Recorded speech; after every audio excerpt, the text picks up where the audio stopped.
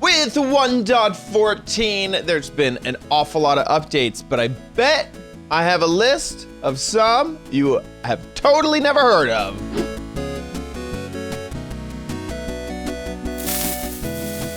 Hey guys, it's Chad. 1.14, the Amazing Village and Pillage update has so many things added into it. There's probably a few things that you have missed. So I've compiled a list of the most interesting and least covered, least talked about tricks and features in 1.14. So let me show them to you. So here we are inside of Minecraft, and the first thing that you may not know about 1.14 is this little fact with the campfire, which is super awesome. One of my favorite things to be added into 1.14. It can actually be turned off.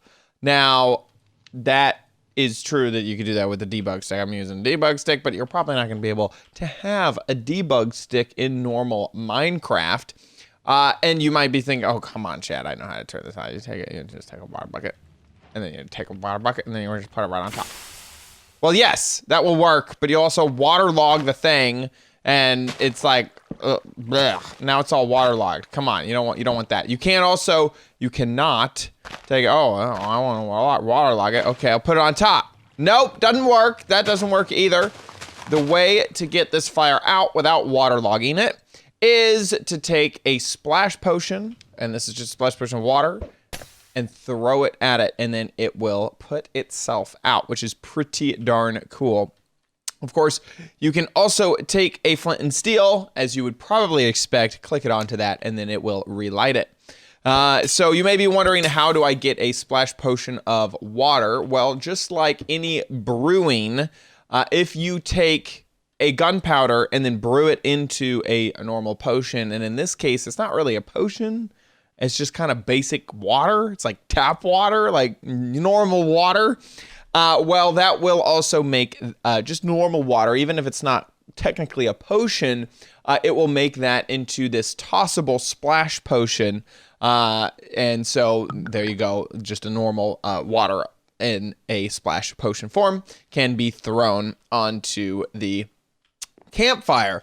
What is kind of cool is the texture that it makes when you have a whole bunch of these all in a line. It almost looks like a ladder that's been like put down or something like that. So I actually really like the texture and sort of the blockiness that it makes whenever it's just an unlit fireplace too. Could be used quite effectively in something, maybe the top of a wall or something like that. The next thing in Minecraft that you may not know. Now this is actually, I'm gonna first say a feature that you probably know, but then a thing that you don't know. But the flowers have been updated. You probably knew that. That we have a whole bunch of new flowers, and this is one of them, the cornflower. But there's a whole bunch of new flowers, but this flower particularly is very, very special. It is black. It has crazy, spooky looking particles. Pig, get out of there! What are you doing? Oh my gosh.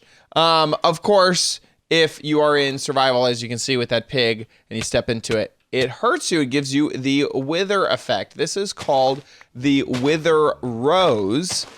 You may have already known that, but do you know how to get one? Because I'll give you a hint. They don't spawn naturally out in the world. Okay, you're not going to go to a wither rose biome and find wither roses around. This is quite a difficult item to obtain in the game, and you probably don't even know how you get it. Well, here is how you do it. In order to get a wither rose, you actually need to spawn in a wither. So if we summon wither, you can obviously build this the normal way with soul sand and wither skeleton skulls. But if we summon this guy in and he happens to attack and kill another mob, whoa, he's trying to kill me. Uh-oh, he killed me. Oops. Kill your wither. And there he goes. Now he's dead. So as we were seeing before, if he kills, and it looks like even a player, oh no, I may have picked up those wither roses, but he killed this pig, as you can see by the pork chop laying on the ground, and the pig dropped a wither rose as one of the things that it drops when it dies. Over here, it looks like he killed a sheep. There is another wither rose on the ground. So whenever a wither, oh, he dropped his another star as well. That's kind of clever.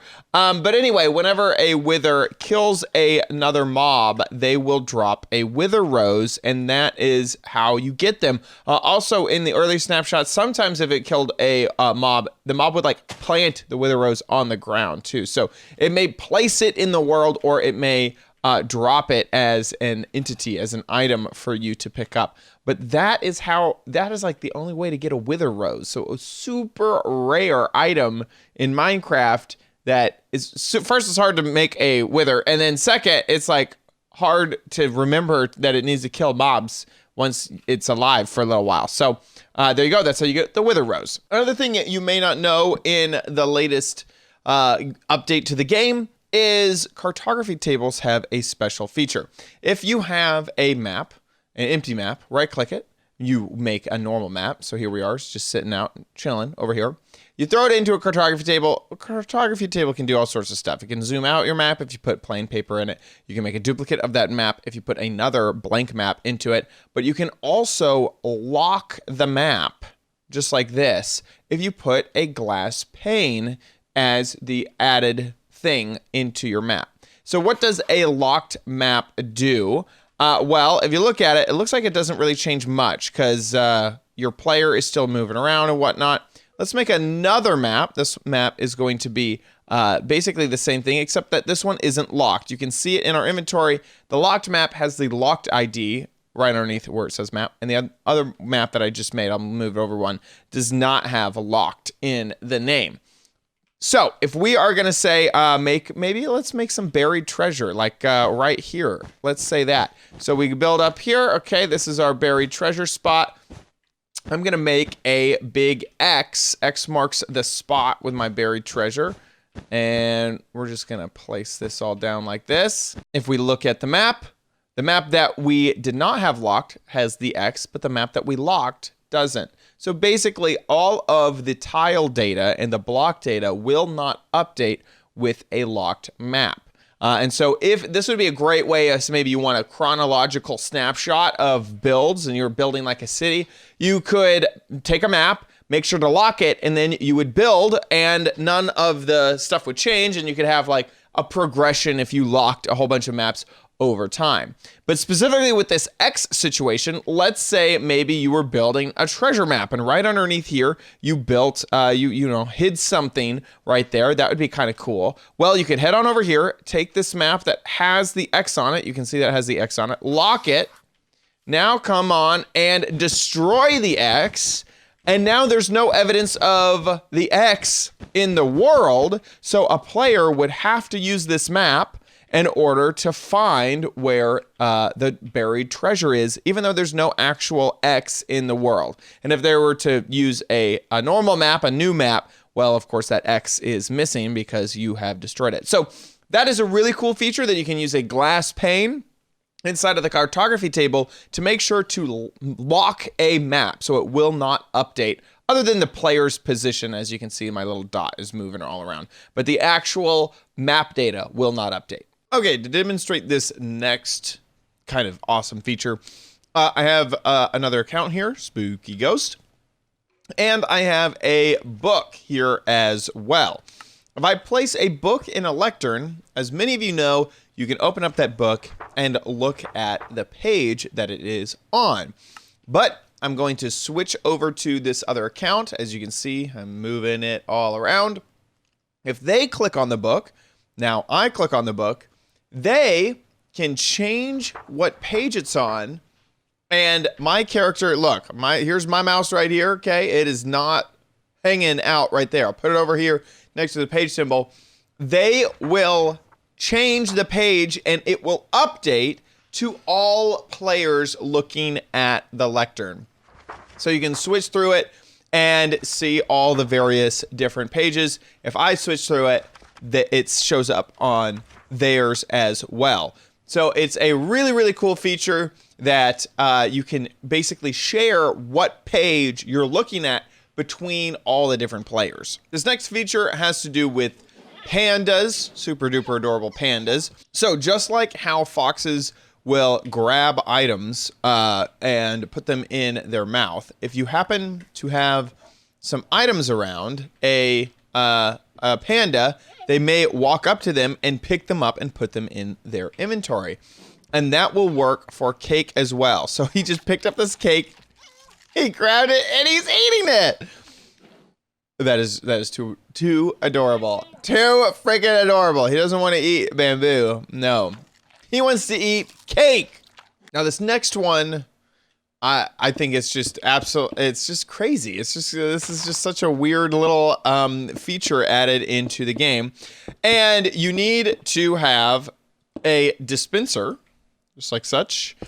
Whoops, I need it to face this way. Here we go. Boop, there we go. Fill it with some shears. Then you can add a sheep next to that dispenser. And whenever the dispenser goes off, as long as there's shears inside, it will shear the sheep. Isn't that ridiculous? I personally had no idea about this feature. Obviously, it's not going to do anything now because the sheep doesn't have any wool. But this is an amazing feature for wool farms. This can completely automate wool farms in a really, really awesome, incredible way. So there you go. That is how you can shear sheep with a dispenser. How many did you know? You guys are experts. So I'm sure that there are a few of these that you knew about and a few that you didn't know about. And maybe there's even a few that I have missed myself. Of course, I know most of the, most of the easy ones. But if there's one that's like hidden that you think that I haven't talked about, I wouldn't have ever seen, make sure that you comment that down below and let me know about it. Thanks so much for watching this episode of OMGcraft. If you enjoyed it, please give this video a like. Also, make sure you subscribe and turn on notifications for future tips, tricks, tutorials, and spotlights here on OMGcraft. See you next time. Bye.